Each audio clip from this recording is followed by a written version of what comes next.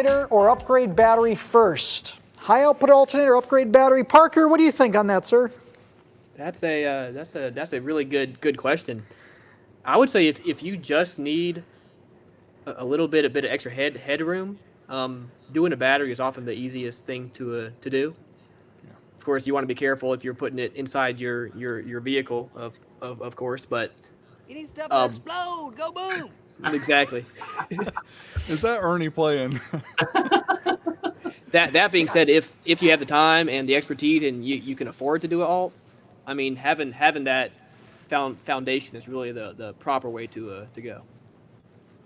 Nice, good. Derek, what about you, sir? What's your first upgrade? Yeah, I think it's a good point that Parker brings up, because you need to decide where you're going to in the future. Because if you know you want to do a big system, then you might as well go ahead with the alternator. But if you just need some extra, like maybe have a 2,000 watt amp, 2,500 watt amp, and your factory alternator just not quite enough, then a lot of cases an extra battery will give you that extra boost that you need.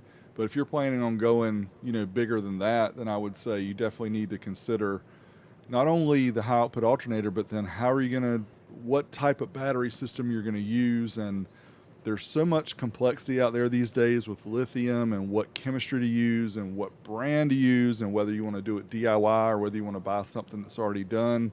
So there's a lot involved, and that's the thing I think a lot of people don't consider when they talk about going to a larger system.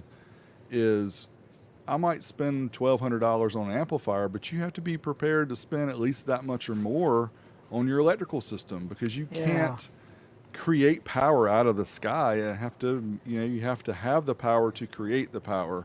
Right. And I just think that, especially online, we try to push it and tell people, we make videos of amplifiers saying, you're really going to need a bank of batteries and, a high output alternator or multiple to be able to run this. So it depends on what your goals are. And if you just think you're going to go 2,000, 2,500 watts, then you can probably get by with just an extra battery. But if you're going big, then you definitely need to probably start with the foundation and go ahead and get an alt. Robert, anything to add?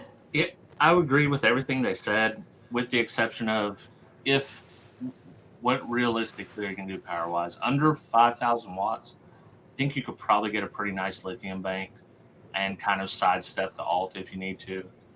But if you're going to go past that, it's definitely, you're talking, you need to get your alt. If you're, like Derek said, if you're looking to the future and you need to do that anyways, get the alt. If you're a moderate power system, which it sounds ridiculous to say 5,000 watts is moderate power. Up until 5 years ago, I never had nothing more than 1,500 watts in my vehicle. So